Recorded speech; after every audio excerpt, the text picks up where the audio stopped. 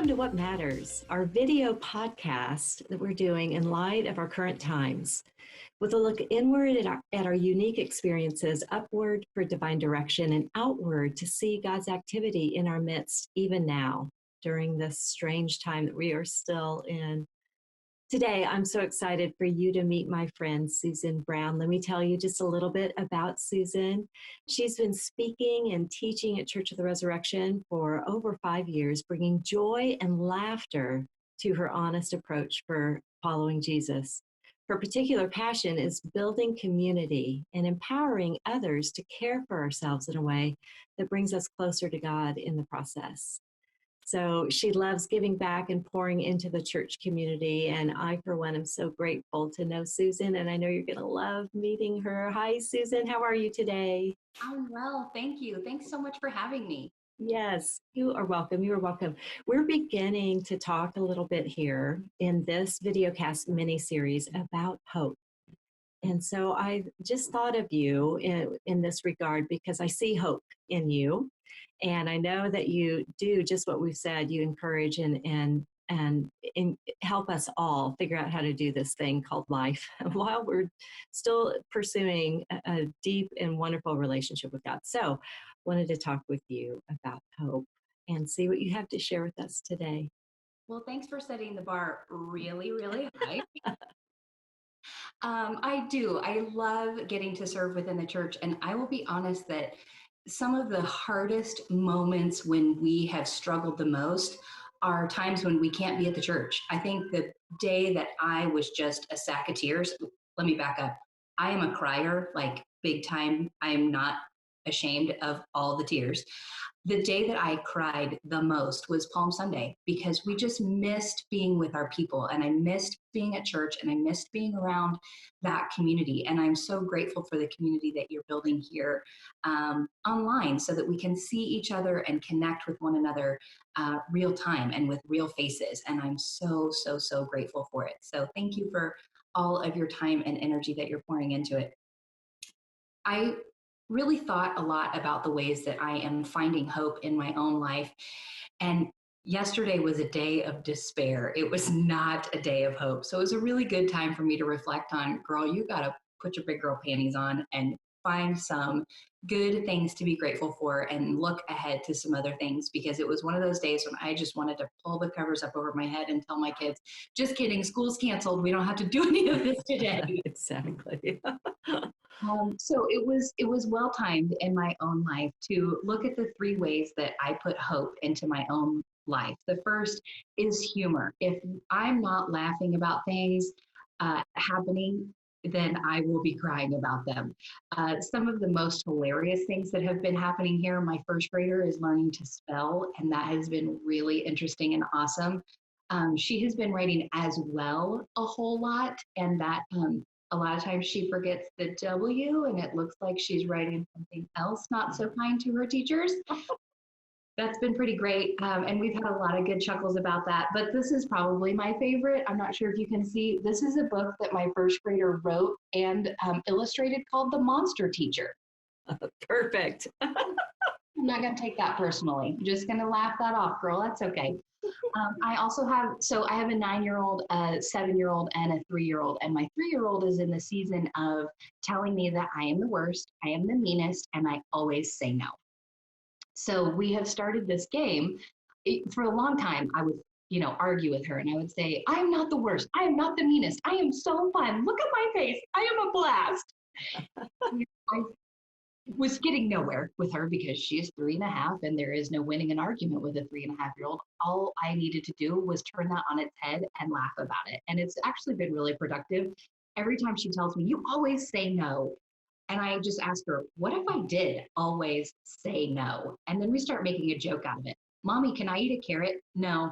Mommy, can I take a bath? No. Mommy, is it bedtime? No. And we laugh and laugh and laugh about all the ways that if I really did always say no. And that just little bit of humor helps me to remember who I am at my core and that God has made me someone who needs to laugh and to find humor in that.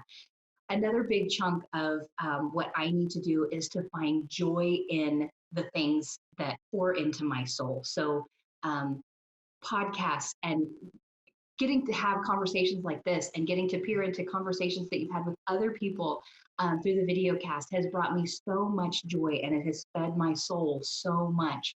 Um, some people, exercise brings them joy. I am not one of those people, so we can all keep being friends.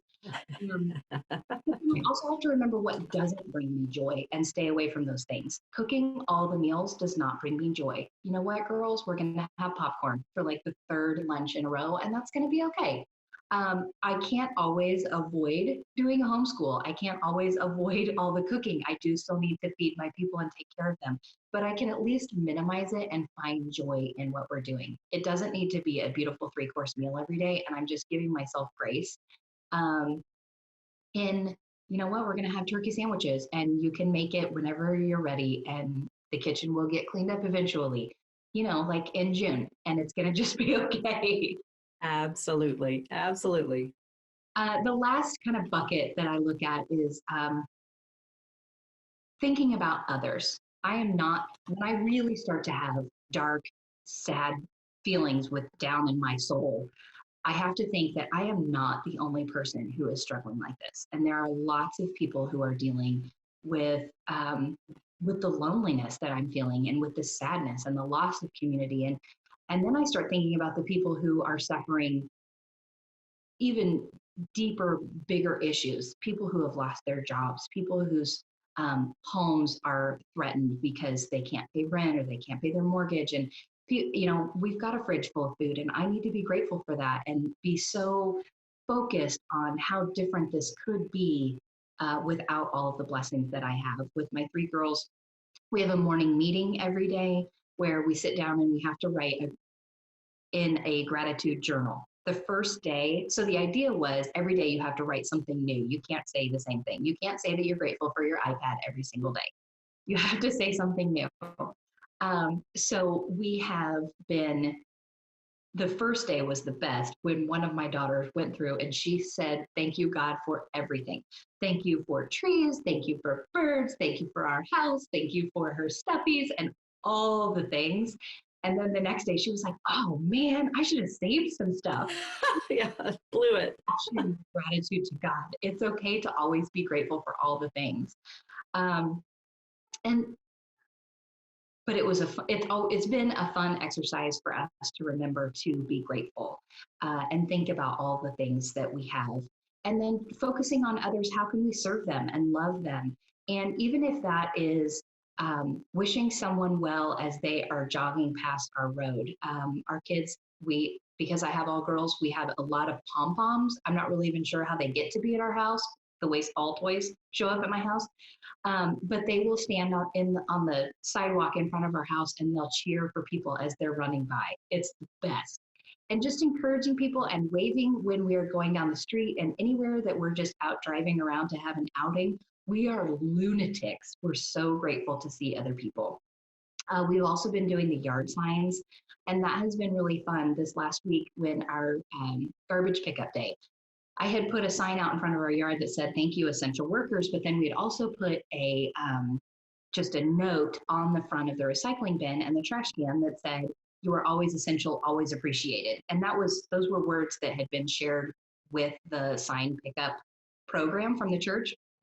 Anyway, so I just totally stole that, taped it to the front of our um, recycling bin and trash can, and they took the notes with them. I think it's just a reminder of, yes, we are always essential, always appreciated. And those people who just need to be remembered that they are loved, that was a small way that we can show them how grateful we are, that they're putting themselves in harm's way to protect us and to pick up our trash, just the most simple things, ways that we can love on other people and just get us out of our own funk of, "Oh, this is so boring and I'm so tired of being at home." And just looking out is such a good reminder. I'm reminded of a time when I was actually in the Holy Land with the young adults trip. Yes. To go, Yes. we got to go to the Western Wall. And at the time, I didn't know a lot of the tradition behind the Western Wall. And I'm going to butcher telling you what it is, but I will give you the quick and dirty description that it is, for people in the Jewish faith, it is the closest they can come to a sacred space within their faith. And So the tradition is that men go on one side, women go on the other side, and men have to wear a yarmulke. So all of the men in our group had to get these little paper. I mean, it looked like a coffee filter that they put on their heads. It was pretty great. And you go up to the wall and you place your hand on the wall and you pray. And that is being as close as you can be physically to this very holy site. So the tradition is that you write down your prayers and you leave them somewhere in the wall. And the wall is thousands of years old. So there are all these cracks and crevices and all these little places. So I wait my turn and I wait my turn and I wait my turn. And people are kind of like jostling and pushing in front of us. Now that I think back on it, how much would I love to have somebody jostling and pushing up next to me who are not my family? No kidding. A crowd of people sounds amazing. So I wait. I finally get my nerve up that I'm just going to have to just walk up there and take my turn. So I get up there and I'm ready to pray, lay my hand on the wall, and I'm ready to leave my prayer. And there is not a single place. All of the cracks and all of the crevices are filled with everybody else's little tiny rolled up prayers that they've shoved in all the places.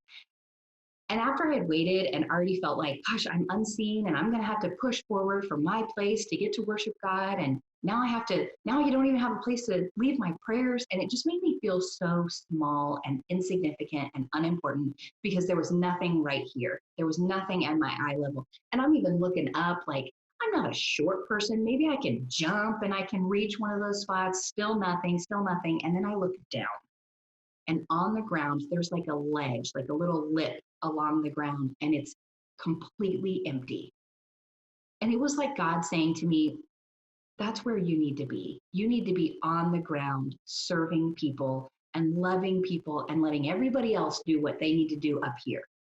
And you can look down and you can be lifting other people up and making room for other people so that everybody can belong and be a part. And I think that's what God calls us to be as servants to one another. And sometimes it's hard to find those opportunities and those outlets when we can't physically be with one another, but all the ways that we can put our eyes, not looking, where can I find the glory? Where can I make sure that my prayer is seen? But look down, how can I make myself low so that other people can be up high? Beautiful. So when you asked me about hope, that was the story that came to mind. Mm-hmm. That the best way to find hope is to love and serve one another. Oh, I just love that. And you're talking about our perspective. I mean, so you changed your perspective. You looked down and that, just opened everything up for you, drew you closer to God. You're talking about a change of perspective and how you use humor and where you are finding joy and, thinking about others obviously changes our perspective. Susan, I just love talking with you. Love it. Thank you. I want you to hang around just a bit. I want to share just some information with everybody. And this What Matters is a podcast. It's now a video cast. It's available to you and it's to be used as you like. And so you can subscribe to it either through the YouTube channel or from our website or from your favorite podcast player, just whatever works for you. But this is part of the What Matters podcast. And during this Hope series, I just want to let everybody know. So, Women's Ministry, we went online with a study, and we're concluding that actually the end of April here. And the study is called Transcend. And then we'll begin a new study called Reset. And we're going to talk about the lessons that we're learning and just the lessons that Susan is sharing with us. They're lessons that really are just going to point us forward so that we can move forward from this in a healthy manner, in a safe manner, of course, as well. But we're talking about how we might reset our future, experience of being around others again and what we're learning during this time of staying at home. So I just want to make everybody aware of that. We'll include a link for that.